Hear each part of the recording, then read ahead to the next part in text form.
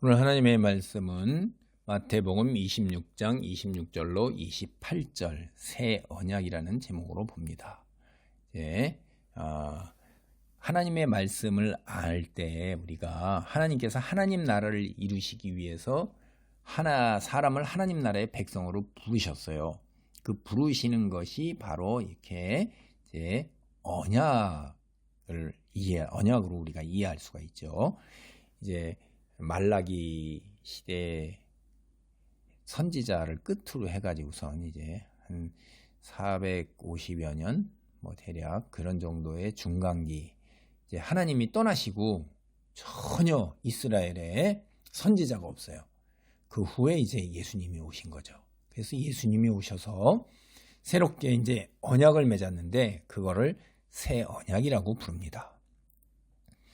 우리가 성경을 보면 하나님의 그 계시다 이렇게 일을 하면서 창세기가 나오고 끝이 요한계시록이에요. 우리가 성경에 나타난 하나님의 계시가 뭐냐? 바로 하나님께서 세상을 창조하신 거예요. 하나님 나라를 이 세상에 이루시기 위해서. 그리고 사람도 창조하셨어요. 하나님 나라의 백성으로 살아가도록 부르신 거예요. 그 자체가 복입니다. 근데 아담이 하나님의 소명을 저버렸죠. 자기 스스로 하나님의 자리에 올라서고자 하는 죄, 이거를 자기의존적 혹은 자기중심적이다 이렇게 얘기를 하죠. 이게 죄예요. 근데도 불구하고 하나님께서는 아담, 노아, 아브라함, 이스라엘 백성에게 그리고 다윗에게 언약을 선포하면서 하나님의 백성으로 살도록 하셨어요. 계속해서 초청하신 거죠. 그런데 우리가 성경을 읽어보면 알지만은 다 소명을 이루는데 실패한 걸 알 수가 있어요. 이스라엘요 끝까지 자기중심적으로 살아요. 하나님께서 주신 소명대로 살기를 거부합니다. 이걸 달리 표현하면 하나님 말씀, 우리가 토라, 율법이라고 그러는데 이거대로 살지 않고 가나안 이방 사람들처럼 그들처럼 우상 숭배를 통해서 그 육체적 탐욕을 이루고자 하는 거야. 이 세상만 시선을 꽂혀 있는 거죠. 그래서 먼 이국 땅의 포로로 다 끌려갔단 말이에요. 그런데도 하나님께서는 종말에 이스라엘을 회복시키실 것을 선지자들을 보내서 심판뿐 아니라 회복도 예언을 같이 하셨어요. 그래서 끌려간 사람들 중에서 소위 성경에 하면 남은 자라고 불려요. 이들이 이스라엘의 그 옛 터전으로 돌아와서 성전을 자기 힘으로 세웠죠. 옛 솔로몬의 성전하고는 비교도 할 수가 없죠. 그래서 너무나 초라한 걸 보고 울었다, 통곡했다 이런 얘기도 있습니다. 마지막 구약 성경 말라기인 거 우리 알죠. 4장 4절로 6절의 이 주제가 결론인데 주제는 하나님의 오심을 준비하라 이러는 거예요. 그러니까 말라기 선지자가 이제 하나님이 다시 세상에 오신다 하는 거를 갖다가 예언을 한 겁니다. 주님이 오시기 전 대략 5세기 무렵인데 이때 이게 바벨론 포로가 귀환하고 한 100여 년 지난 거예요. 근데 현실은 굉장히 참담하고 힘들었어요. 하나님께서 믿음대로 살면 어떤 큰 축복을 내리실 거를 기대했는데 그렇지가 못했습니다. 그래서 하나님의 말씀, 언약 이런 거 다 희미해지면서 세상화를 향해서 다 치달아가고 있었던 시기, 점점 갈수록 더하죠. 뒤에 세속화되는 겁니다. 그래서 대략 한 450년 후에 예수님께서 세상에 오셨는데 사실 우리가 성경을 보면 하나님께서 이 세상에 하나님 나라를 이루시고자 하시는 일을 한시도 중단한 일이 없어요. 예수님께서 내 아버지 하나님께서 아직도 일을 하신다 이런 말을 통해서 우리가 알 수가 있고 예수님께서 세상에 오셔서 선포한 복음이 뭐냐면 마태복음 4장 12절로 17절 먼저 나오는 것, 이 같은 단락의 이야기가 마가복음에는 1장 14절로 15절이에요. 우리 살펴봤어요. 누가복음도 4장 14절로 15절입니다. 하나님 나라가 가까이 왔으니 회개하고 복음을 믿으라 이런 내용이에요. 여기에 핵심이 하나님 나라예요. 그러니까 여러분은 성경은 하나님 나라를 이야기한다. 이거죠. 예수께서는 다윗의 혈통으로 오셨는데 이 세상에 예수가 오시면서 하신 것이 하나님 나라를 이루기 시작하신 거예요. 예수께서 하나님의 아들이시고 하나님 나라의 왕이다. 이게 이제 여러 가지 사실로 증명이 돼요. 여러분 복음서에서 예수께서 이제 요한한테 세례를 받은 후에 곧바로 아담처럼 그 사탄과 싸움을 시작해요. 거짓 유혹이 들어오는데 그거를 예수님께서 어떻게 해요? 세 가지 유혹을 하죠? 이겨내시잖아요. 그러니까 사탄이 실패한 겁니다. 그리고 나서 하나님의 아들로서 하나님 나라를 시작하신 것은 하나님의 아들이라는 거예요. 그걸 증명하는 게 뭐냐면 그걸 입증하기 위한 게 그가 행한 초자연적인 기적이에요. 예수님께서 오셔서 불치병자들을 고치시고 바람, 바다 이런 자연마저도 다스리는 거예요. 그리고 오병이어의 같은 기적 이런 거 그리고 심지어 죽은 자까지도 살리셔요. 이게 뭐냐면 이 땅에 이제 하나님의 아들로 오신 하나님께서 이 세상에 하나님 나라를 시작하셨다. 하나님의 권세를 갖고 있는 거예요. 하나님 나라의 아들로서. 하나님 나라의 아들이 뭐죠? 왕이에요. 왕. 다윗 언약에 내 왕위가 경고히 영원히 계속될 것이라 그랬는데 다윗 혈통으로 이 세상에 오셔서 이제 이스라엘을 회복시키시는 거란 말이에요. 이게 다윗 왕국을 다시 세우시는 거예요. 한 면에서 그렇게 표현을 한 면에서 보면 그게 하나님 나라죠. 그래서 이거는 하나님의 아들 된 하나님 나라의 왕이신 하나님만이 하나님의 신성을 지닌 자만이 행할 수 있는 초자연적인 능력이에요. 두 번째 그분이 하나님의 아들이다. 하나님 나라의 왕이다라는 건 그 복음을 보면 알 수가 있어요. 영적 진리인데 하늘나라에서 온 자 외에는 하늘나라의 일을 알 수가 없다고 그랬어요. 여러분이 하나님의 나라 누가 알아요? 그 하나님 나라. 하나님 나라가 이제 새 창조를 통해서 이루어진다, 완성이 된다 하는 이야기하는 것. 그건 하늘나라에서 온 영적 진리를 지닌 자만이 아는 거예요. 그 다음에요. 그분이 하나님 나라의 아들로서 왕이라는 것은 가장 인간이 두려워하는 게 사망 죽음이에요. 육체적 죽음인데 육체적 죽음마저도 정복하시고 죽은 자 가운데서 부활하셨어요. 여러분 창세 이후로 죽은 자가 부활하는 일이 있어요? 없어요. 우리가 아는 모든 종교 혹은 위대한 성인이라는 사람들 다 죽었어요. 그 사람들 무덤도 있어요. 예수님은 무덤 없어요. 아니, 예수님은 살아나셨다고 이야기하는 종교가 있냔 말이에요. 하나님의 아들, 하나님 나라의 왕만이 사망 권세를 이길 수 있는 것입니다. 하나님 나라를 이 세상에 이루는데 아담, 노아, 아브라함, 이스라엘 백성 모두 다 하나님께서 부르셨어요. 그러나 실패했죠. 이제 다윗의 후손으로 영적 이스라엘의 왕, 하나님 나라의 왕으로 오신 예수께서 하나님께서 사람에게 부여하신 그 소명, 그걸 온전하게 다 이루어내신 것입니다. 다시 말씀드려요. 그 이루어내신 것이 광야에서 사탄과 40일 동안 씨름하며 사탄의 유혹을 이겨낸 것이고, 그리고 그 증명이 이 땅에 와서 하나님, 복음이 바로 그 사실이고, 부활한 일이 바로 그 증명이고, 그가 행한 모든 초자연적인 기적이 바로 그건 거예요.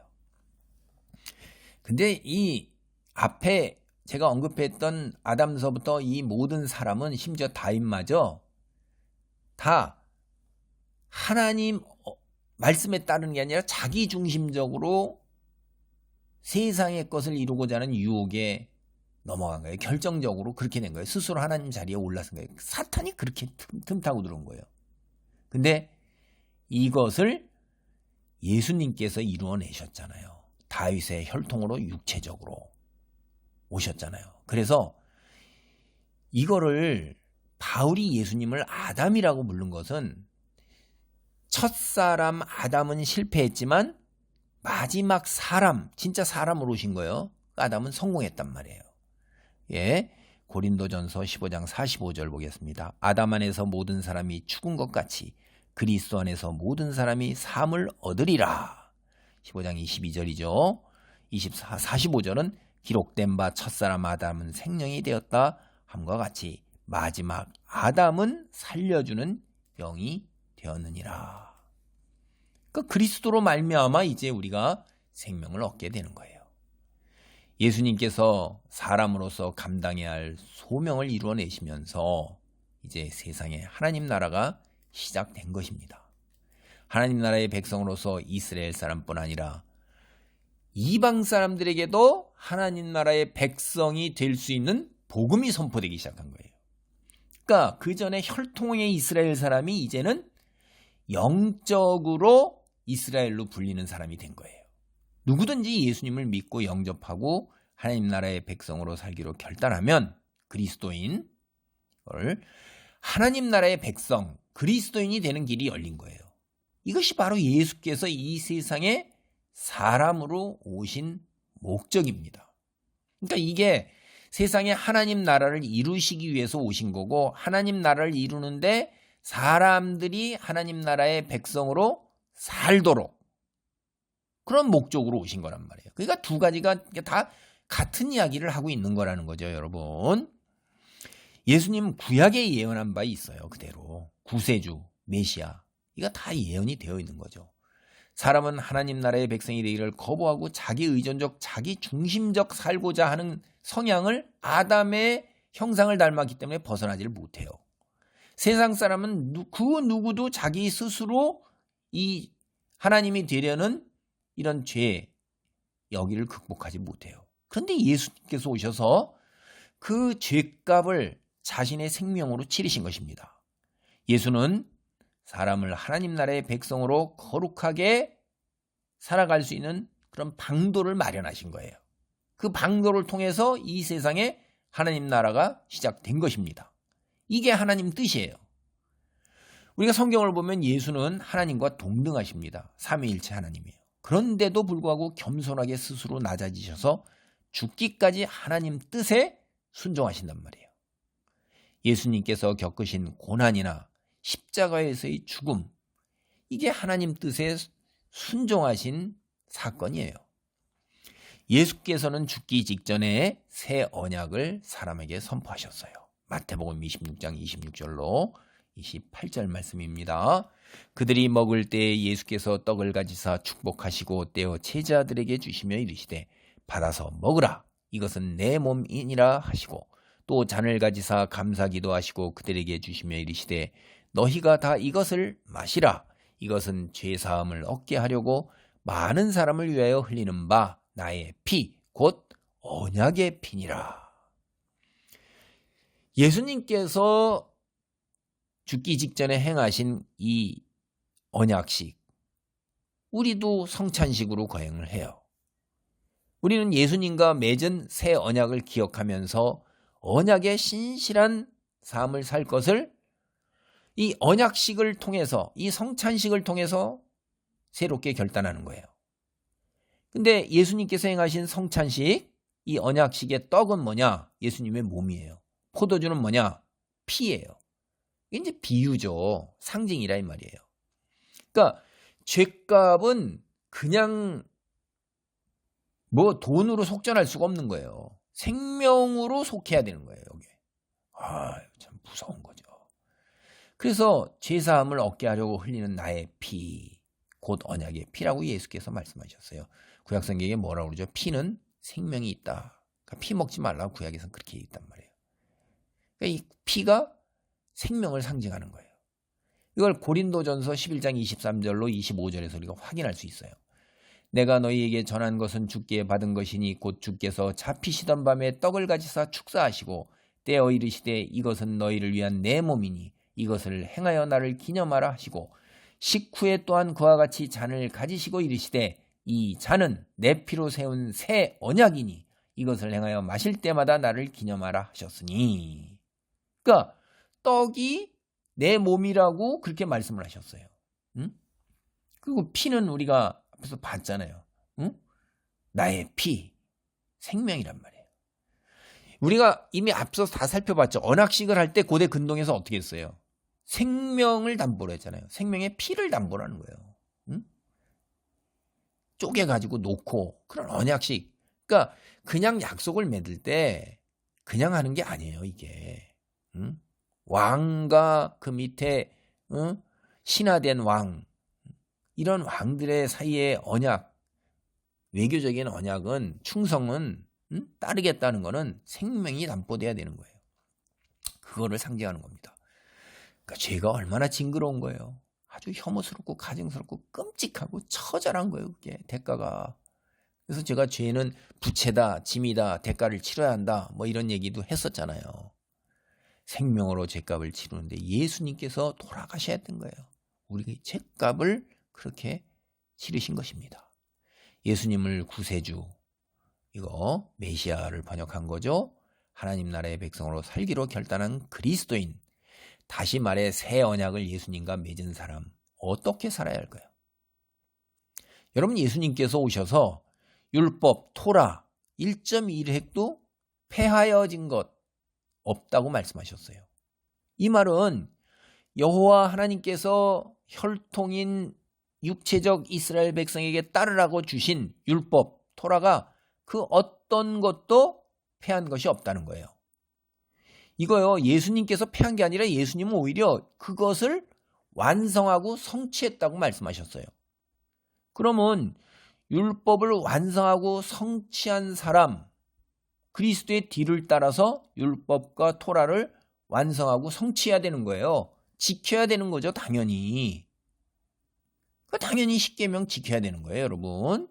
예수님께서 십계명을 뭐라고 했어요? 하나님 사랑과 이웃 사랑으로 크게 요약하셨어요. 여기에다가 이제 우리는 구약 시대에 행했던 제사장 직분은 없어졌어요. 제사 제도도 또한 예수께서 영원히 단번에 자신을 희생제물로 해서 하나님께 제사를 드림으로 완성을 했어요. 히브리서가 그 이야기를 해요.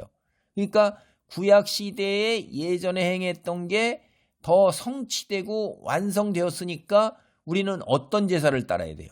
예수님이 드린 제사를 따르는 거예요. 그러니까 구약 제사, 이렇게 피 흘려가지고 번제물 드려서 내 죄를 이렇게 매년 이렇게 속죄일 정해가지고 이렇게 하는 그런 걸 따르질 않아요. 효력이 없는 거니까. 이제 성경 뭐라고 그러죠? 우리 보고 모두가 만인 제사장이라고 그래요. 응? 만인 제사장.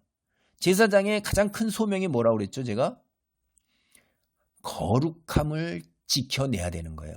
하나님 나라의 거룩함을 수호해야 되는 거예요. 아담이 에덴 동산의 거룩함을 지켜내야 되는 거예요. 우리는 또한 생육하고 번성하고 충만하는 소명을 이루어내야 돼요. 내 안, 그리고 내가 살아가는 삶의 공간 내 주변에 하나님 백성으로서 거룩함, 하나님의 거룩함을 지켜내야 돼요. 내 안도 그렇게 채우고 내 주변도 채워야 돼요. 또 땅을 정복하라고 그랬죠? 이게 어둠의 세력이 내 안과 내가 있는 삶의 공간 안에 자리 잡지 못하게 내가 지켜내야 되는 거예요. 내가 거룩해야 되는 거예요. 말씀으로 물리쳐야 되는 거예요. 나와 내가 있는 공간에 하나님의 말씀을 따라서 내가 살아갑니다. 그러면 하나님의 명령, 율법, 토라, 그것이 지켜지는 거죠. 하나님 말씀의 법이 적용되는 하나님 나라의 영토가 되는 겁니다. 충만, 정복, 통치의 모든 것. 이건 어떤 거냐면, 다시 말씀드리는데, 내가 하나님을 믿고 의지하고 순종하고 말씀대로 살아가는 것, 즉 세상과 구별된 거룩함을 이루어낼 때 이루어지는 거예요. 내가 자기 의존적 존재에 벗어나서 하나님 중심으로, 하나님이 질서의 중심이다 라고 믿고 의지하고 하나님 질서를 따를 때, 이럴 때 그게 내가 소명을 이루는 겁니다. 이건 혈육을 향한 물리적 싸움이 아니에요. 나로부터 비롯되는 영적인 싸움인 거예요. 우리가 자칫 이런 거에서 잘 믿음이 뭐냐 하는 거에 참 실패하는 것이 뭐냐면 하나님을 나의 유익을 위한 방편으로 자꾸 삶아요. 하나님, 주여, 이 죄의 형태가 부정한 것으로 성적 타락이 전형적으로 나타나고 또 그 다음에 하나님을 배반하는 것으로서 자기가 하나님 자리에 올라서는 형태가 우상숭배예요. 우상숭배 왜 하냐면 세상에 나의 유익을 채우는 거예요. 그게. 그러니까 하나님을 우상숭배하듯이 나의 유익을 위한 방편으로 삼는 거예요. 여러분 이러니까 맨날 어떻게 돼요? 우리가 하나님 믿음 좋다 이렇게 하면서 하나님께 나아가서 기도하고 뭐 예배드리고 이러는데 그게 다 뭐예요? 자기중심적이에요. 나의 카타르시스, 나의 만족, 나의 소원 하나님의 앞에서 열심과 정성, 치성을 드리면 하나님께서 이루어 주실 거야. 헌금 드리고 새벽기도 나가면서 열심을 다해 봉사하고 뭐하고 하나님 내가 이렇게 열심히 다 헌금하고 봉사하고 시간 드리고 하나님 뜻대로 살았는데 도덕이 윤리적으로 살았는데 왜 내게 복을 안 주십니까? 11조를 내고 다 했는데 11조를 내면 내가 미리 100만 원 드렸는데 1000만 원 주실 줄 알고 이런 식으로 유도해서 설교한 교회에 저는 다녔었어요. 엄청나게 큰 목사예요. 세계적인 목사예요. 근데 그렇게 설교하더라고요. 그러니까 나는 뭘 바라는 거예요. 그 사람은. 나의 유익을 위해서 1000만 원의 소득, 월소득을 위해서 100만 원을 드리는 게 하나님을 도구로 삼고 거래하는 거잖아요. 이게 우상숭배예요. 이게 참 기가 막힌 거예요. 교회가 이런 형편에 처하고 있어요. 응? 우리나라의 그게 가장 큰 그런 교회, 아이고 정말 기가 막힌 거예요. 세상에 소용 내려놔야 돼요. 자기중심적 관점으로 살지 않고 하나님께 시선을 고정시키고 영원한 시간에 잇대어 사는 삶을 추구할 때 우리가 하나님의 사람으로서 백성으로서 소명을 이루는 겁니다. 말씀을 정리합니다. 사람은 모두 하나님 나라의 백성으로 살아가는 소명을 이루어내지 못해요. 근데 새 언약 안에 머무는 그리스도인은 이 소명을 이루어냅니다. 우리가 이 새 언약 이전에 아담 이후로부터의 모든 언약 다 옛 언약이라고 불러요. 새 언약을 이루는데 예수님께서 그 옛 언약 하나님 사랑과 이웃 사랑 이 두 가지로 요약한 거기에다가 두 가지를 더하셨어요. 새 언약이니까 첫째, 각자 자기 십자가를 지라는 거예요. 각자에게 주어진 삶의 여정에서 그리스도인으로서 당면하게 되는 고난이 있을 수 있어요. 참고 견뎌야 되는 거예요. 두 번째, 섬김의 제자도를 실천해야 돼요. 인간은요, 자기 중심적이 돼서 남보다 위에 올라서서 자기의 우월함을 드러내고 남에게 명령을 내리고 남들이 자기를 섬겨야 되는 거예요. 이게 굉장히 그냥 고질적인 병이에요. 근데 각각 자기보다 남을 낮게 여기고 자존심을 내려놓고 오히려 하나님의 백성을 섬겨야 하는 거예요.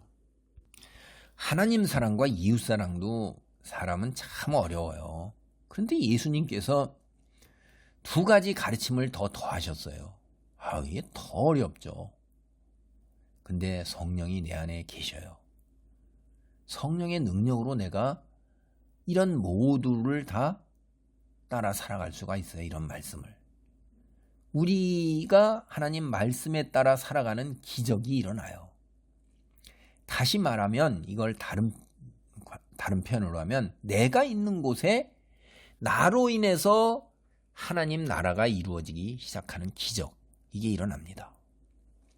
2025년 성산교회 표현은 여호와를 힘써 알자예요. 사경의 주제는 성경은 무엇을 전하는가입니다. 오늘까지 말씀을 통해 알게 된 것, 이걸 핵심적으로 요약하면 여호와께서 세상에 하나님 나라를 이루기 위해 세상과 사람을 창조하셨고 사람을 하나님 나라를 이루는 데 참여하도록 부르시며 소명, 즉 복을 주셨다는 거예요. 예수께서 이 세상에 오심으로 시작된 하나님 나라, 예수께서 다시 오시는 날 새 창조를 통해서 완전하게 이루어질 것입니다.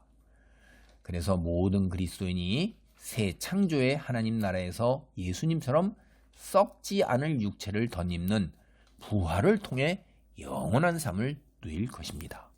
이런 소망이 있기에 세상에서 지금 내 삶의 현실이 고단하다 할지라도 참고 버티며 하나님의 백성으로 거룩한 삶을 살아갈 수 있는 것입니다. 성령의 능력으로 소명을 이루며 소명과 복을 함께 이루고 누리는 은혜가 있기를 기도합니다. 아멘. 할렐루야. 하나님 감사합니다. 예수님께서 이 세상에 오심으로 하나님 나라가 시작되었고 우리가 하나님의 백성 그리스도인으로 살 수 있도록 성령이 우리 안에 내주하심을 깨닫습니다. 하나님 말씀을 따라 아버지 하나님 중심적으로 살아가는 거룩한 삶을 통해 내가 있는 곳에 하나님 나라가 이루어지는 기적이 있기를 간절히 소망합니다. 주님만 홀로 영광 받으소서. 예수님의 이름으로 기도하옵나이다. 아멘.